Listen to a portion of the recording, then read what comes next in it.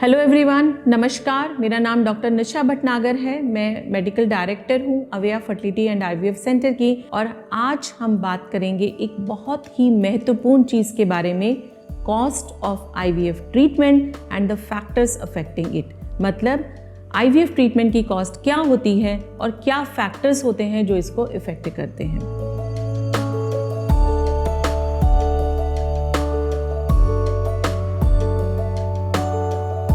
ये एक बहुत ही महत्वपूर्ण चीज़ है एंड कपल्स इसके बारे में जानना चाहते हैं। तो मैं आपको बता दूं, सबसे पहले cost of IVF treatment very करती है आपके लिए क्या ट्रीटमेंट हो रहा है इस बात पे। किसी को सिर्फ एक सिंपल आईवीएफ की ज़रूरत होती है, किसी को इक्सी की ज़रूरत होती है, किसी को लेज़र असिस्टेड हैचिंग या ब्लास्टोसिस्ट या डोनर एग या किसी और चीज़ की ज़रूरत होती है। आपका ट्रीटमेंट प्लान कितना कॉम्प्लेक्स है, ये बात ट्रीटमेंट की कॉस्ट को अफेक्ट करती है। एंड आई थिंक ये जाहिर सी बात है, अगर आपको ज़्यादा नंबर ऑफ साइकिल्स लगेंगे तो ऑब्वियसली आपका ट्रीटमेंट का कॉस्ट बढ़ जाएगा। कभी कभी ऐसा होता है कि हम पेशेंट को मेडिसिन इंजेक्शन देते हैं, हम एग्स बाहर निकालते हैं और हमारे पास बहुत सारे एम्ब्रियोज आ जाते हैं। अगर हमारे पास बहुत सारे एम्ब्रियो हैं तो ऑब्वियसली आपका ट्रीटमेंट कॉस्ट कम हो जाएगा, क्योंकि अगर एक साइकिल फेल हो भी गया तो हम वो बाकी बचे एम्ब्रियोज में से दोबारा ट्रांसफर कर सकते हैं। ऑन द अदर हैंड, अगर आपके सिर्फ एक या दो ही एम्ब्रियो बने हैं तो अगर वो रिसाइकिल नेगेटिव आ जाता है तो आपको फिर नए सिरे से पूरा शुरुआत करनी पड़ती है और वो कॉस्ट को इंक्रीज कर देता है।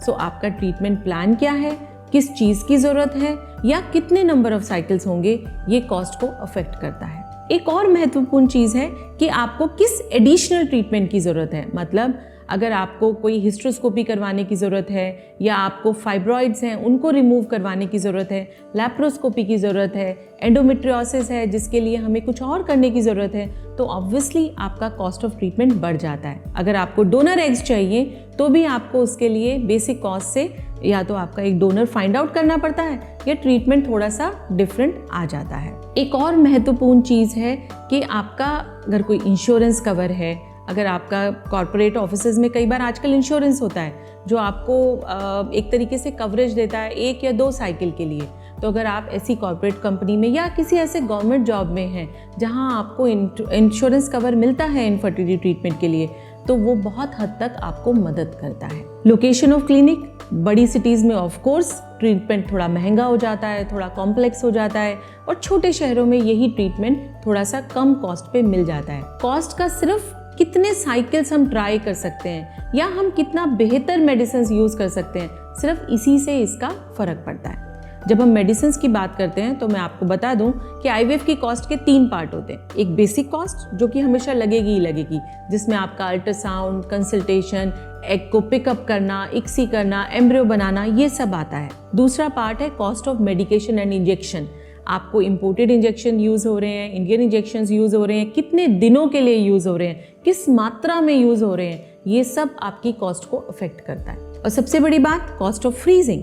अगर आपके पास सरप्लस एम्ब्रियोज हैं तो हम उनको फ्रीज कर देते हैं, बट ये एक तरीके से इन्वेस्टमेंट है, क्योंकि अगर आपके सरप्लस एम्ब्रियोज हैं, अगर आपके पास ज़्यादा एम्ब्रियोज बने हैं और आपको एक साइकिल में रिजल्ट नहीं मिला, तो आप इन एम्ब्रियोज को दोबारा ट्रांसफर करवा सकते हैं और वो आपकी कॉस्ट को कम कर देता है। एक और चीज़ है क्लिनिक की रेपुटेशन या क्लिनिक की एक्सपर्टीज़।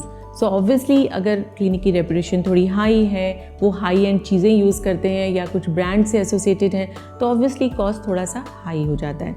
जबकि अगर एक स्टैंड अलोन सेंटर है, उसकी कॉस्ट ऑफ मेंटेनेंस भी कम होती है और वो आपको थोड़ी सी कम अमाउंट पे ट्रीटमेंट ऑफर कर सकते हैं। बट इसके लिए ये जानना बहुत ज़रूरी है कि आप अपनी रिसर्च करके सेंटर को चूज़ करें।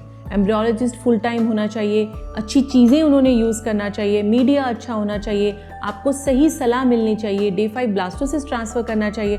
अगर ये सारी चीज़ें हैं तो ऑफ कोर्स आप अपना ट्रीटमेंट वहाँ से शुरू करवा सकते हैं। अगर आपके इस बारे में कुछ और सवाल हैं या आप कुछ और जानना चाहते हैं, आप हमें नीचे दिए गए नंबरों पर कॉन्टैक्ट कर सकते हैं। We are always there to help.